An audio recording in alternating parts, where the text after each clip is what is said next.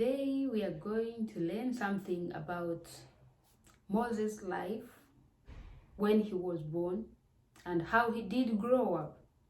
Because we all know that he did grow up in a Pharaoh's house, but we don't really see how hard was it for this woman to let her own child to go in the hands of enemy and be raised by the enemy. How hard was it for this woman to pretend as a maid to get paid to breastfeed her own child? How hard was it to let go of your child because now your job is finished, the child is old now, he doesn't need the breast milk anymore, so you have to give your son up to the person who claimed that your son is her son just because she took the child from water.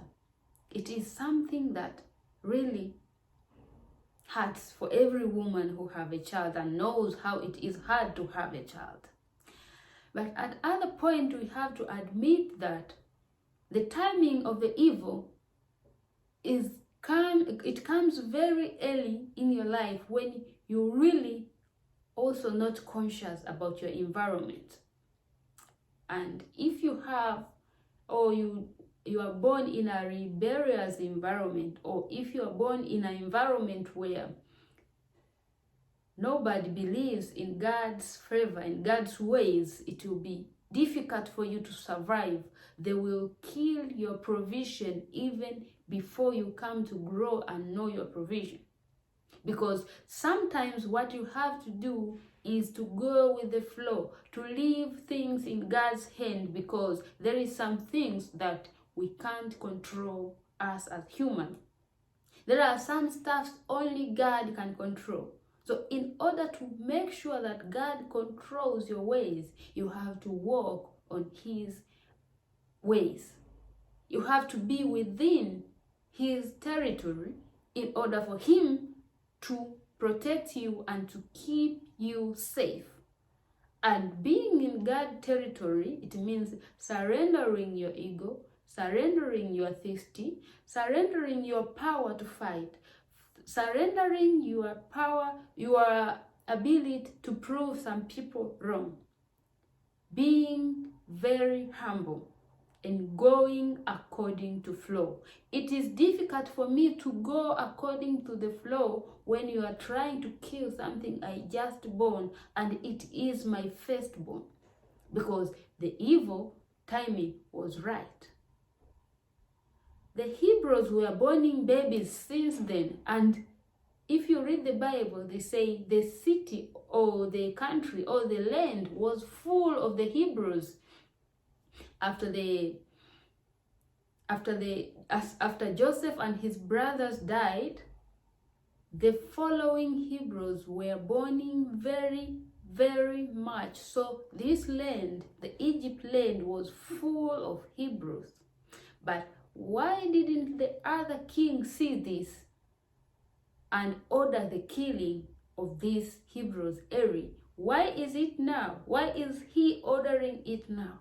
Because the enemy is using him to prevent the revelation of the Hebrews. The revelation of the Hebrew was depending on Moses.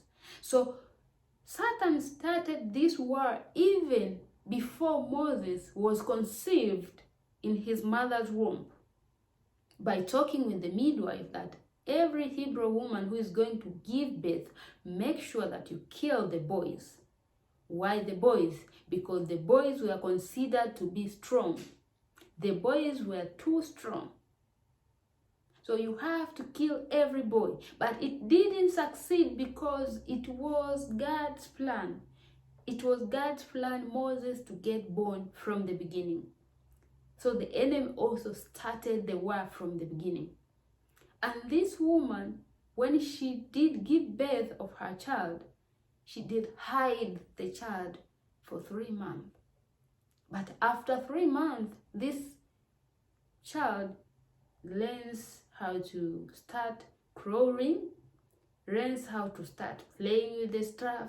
She has this little kind of recognition. So it is difficult for me to, it is easy for me to hide the child who sleeps and breastfeed, but it will be difficult for me to hide the child who crawling, because I may hide you under my bed, and when I go to get water to drink, I come back, I see you in the living room. It won't be easy for me to hide something that it is starting to grow into his own form.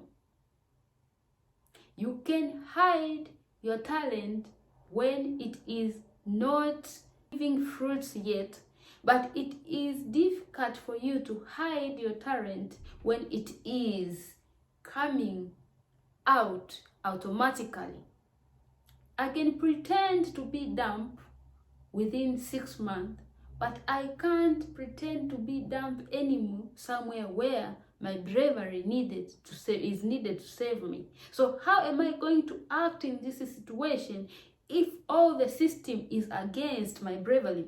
How am I going to act in this situation which everything in front of me is after my bravery? There is nothing you can do.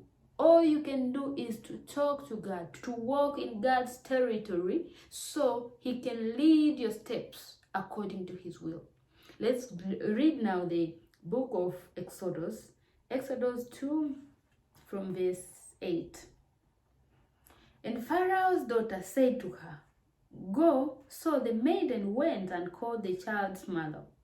The Pharaoh's daughter said to her, "Take this child away and nurse him for me, and I will give you your wages." So the woman took the child and nursed him, and the child grew, and she brought him to Pharaoh's daughter, and he became her son.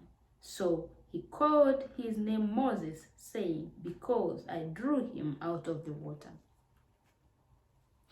This is a touching moment between Moses' mother and his son, because he is my flesh. He is my son, and now I have to give up my son in order to protect him. I have to surrender my son in order to protect him. This son will grow without knowing his mother. But it is not for bad. It is because I want to protect him from the hands of the evil. Who told Moses' mother that this child is talented, this child has a special provision, this child has a special assignment, so you have to go with the flow? Nobody told Moses' mother about all the stuff.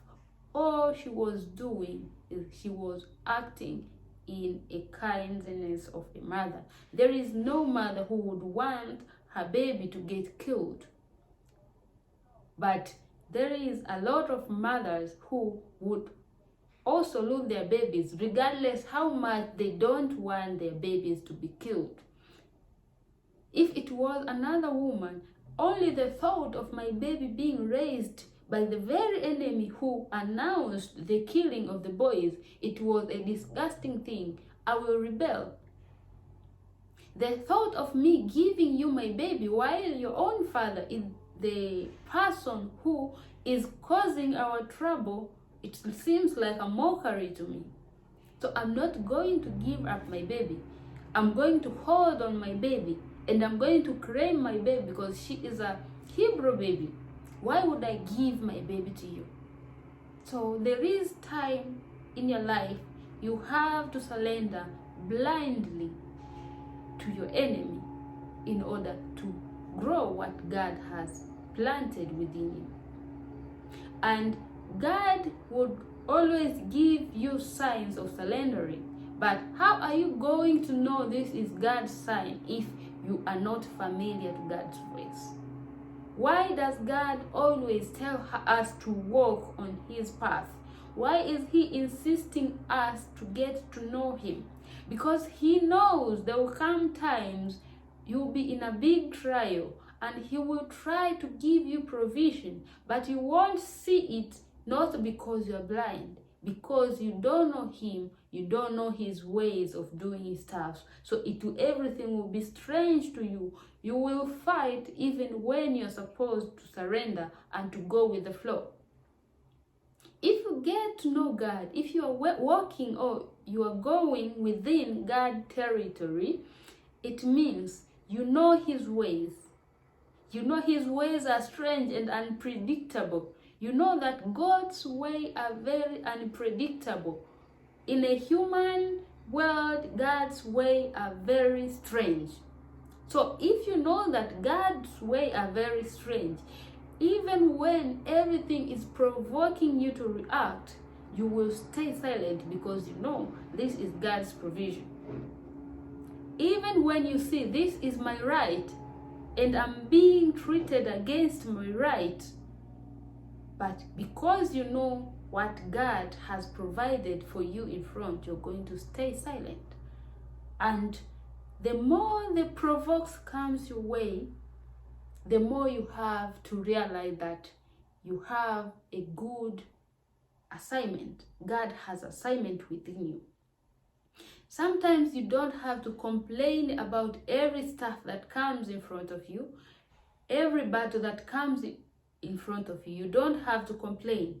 Sometimes you have to sit down and appreciate and recognize that God, I know this is the sign that I am made for something big. That's why the evil is sending all this resistance my way. If I was not born to do something, to accomplish something, maybe these battles couldn't have came to me. They could have went to someone who is getting prepared for the special task. So I'm going to endure it. I'm going to go with the flow because I know this is your sign. I know you works in a mysterious way, and I believe this is your sign, God. So help me endure. Show me how to walk within this trying time. Show me how to walk in this valley of death. Show me how to walk in this darkness. And God will lead you through. He won't only show you, He will walk through with you. And at the end of the day, you come to realize it was all meant for good. Even if the person or the human who was used to do it to you would think that they were doing to get rid of you, but they were being used to get you to your destiny. You have to walk with God if you have anger issues. You have to walk with God if you have jealous issues. You have to walk with God if you have anything, depression, stress, anything that you know it is difficult for you to handle alone. You have to walk with God because that is a sign that the enemy is attacking you. Why would he attack you if you have nothing?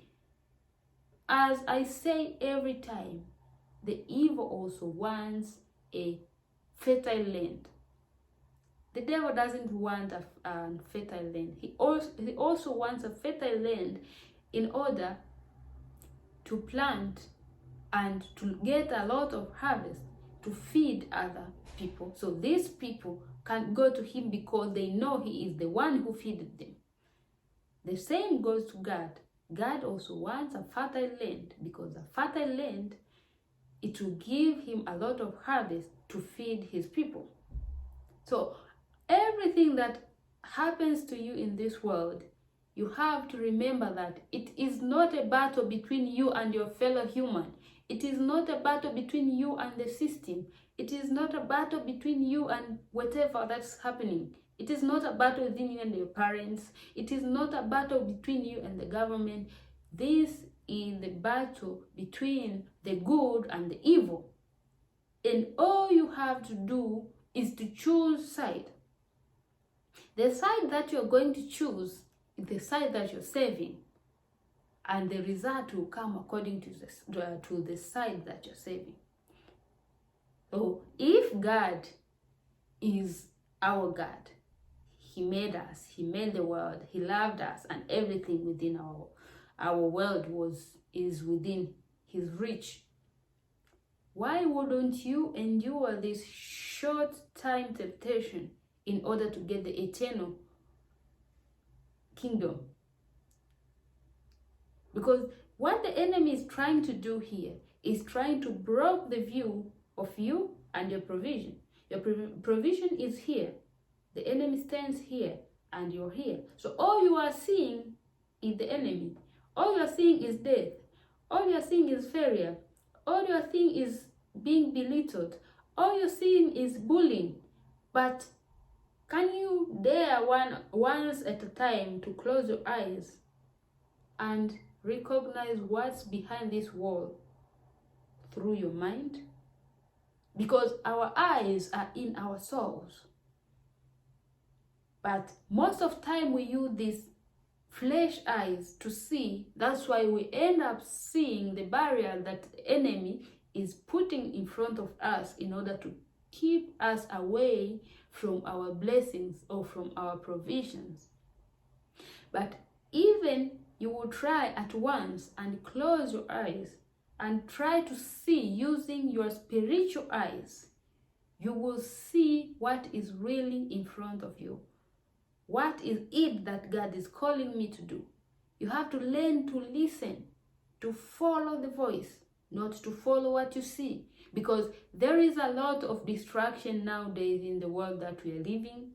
You will see everything and everything will catch your attention, because that is the enemy's plan, is to catch your attention so you cannot concentrate into your soul. You can't concentrate enough to listen the voice within you. All you see is someone looks beautiful more than you. All you see is someone have money more than you. All you see someone have 10 babies and you don't have a baby. All you see is someone have a nice boyfriend and you don't have a good boyfriend. All you see is someone has good family and you don't have good family. All you see is someone is going out having fun and you're not having fun. All you see someone is having a nice car and you're not having a nice car. Who told you that all of that are not into your Father's kingdom? All of that are in your Father's kingdom. What is making you feel like you are behind is the enemy's timing, because enemy timing is processed since the day you were born in order to get you. So he knows how you're thinking, he knows your desire, he knows your weak point, he knows your strong point, he knows where to catch you. And for you, you are trying to depend on your own power. You are trying to depend on your own understanding. You are trying to depend on your own humanly power. That's why you are losing by getting caught up by all this that enemy is displaying in front of you, which really, if you could have searched your soul from beginning, you could have got that all even before the age you are right now. But we believe that God's timing is good timing. That's why when it is time for you to keep what you have inside you, keep it. And when it is time for you to let it go, let it go. And when it is time for you to handle it in front of your enemy, to handle it in the hand of your enemy, just handle it bravely, because you don't know how God is going to turn this enemy action into your favor, and then everything is going to grow and become however he has planned it to become. Don't get blinded by the enemy. The enemy, number one task of the enemy is to blind your spiritual life, to blind your understanding. That's why we live in the world now where majority, they don't believe God. They don't believe that God existed. But these people, they are doing evil stuff, so they are blinded enough to believe that God doesn't exist. But meanwhile, they are enjoying the evil's fruits. If you have the nerve to enjoy the evil's fruits, it means Somehow you know there is a power that is against this evil power. What is that power?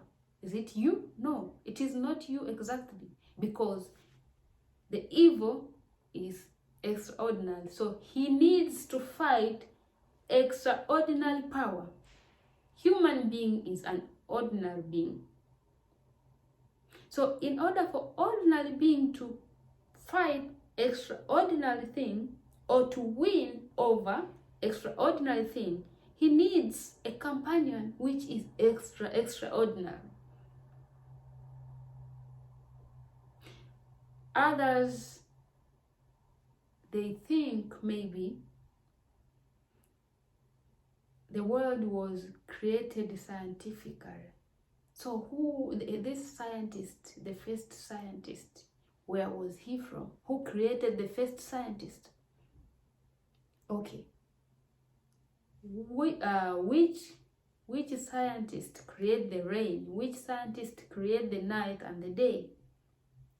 There is a really few stuff that needed to convince you that everything is created by God. And God has sent his Son, Jesus Christ, in order to die for us, to take away our sins, but also to portray an image to us that the bodies we have are weak, and so we cannot fight the evil by using our own bodies, our own understanding.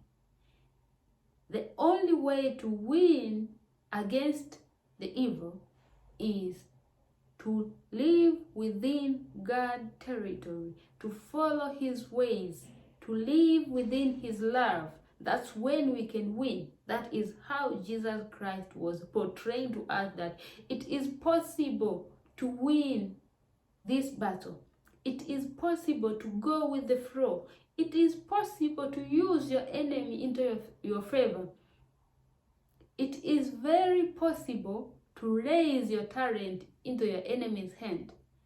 But why are you failing to raise your talent into your enemy's hand? Because all you are very focused about is, so they will think maybe it is my enemy's talent.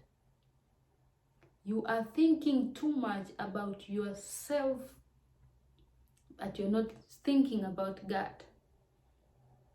If our mission is to serve God, why would you want to be known? All you want is God's will to be fulfilled. And during fulfilling God's will, everything else will come. Everything else will rise on its own. God will raise up the Pharaoh's daughter, and they will take care of your talent. And if you be patient enough to swallow your ego and go with the flow, a time will come when all this will save God's will, and it won't be for you only. Stop being selfish. It is not for you. It is not for you and your family. It is not for you and your friend. It is not for you and your kids. It is for you and the world. It is to save the world. You have to use it to help the world go somewhere else. If it is focusing on helping you, it will be selfish, and even when God is putting it or trying to make it grow into the hand of enemies, you will be fighting to take it back from the enemy. But God was using your enemy, so you are going to use the power, your battle, because of the selfishness you have. Thank you, and meet you again in another session. We are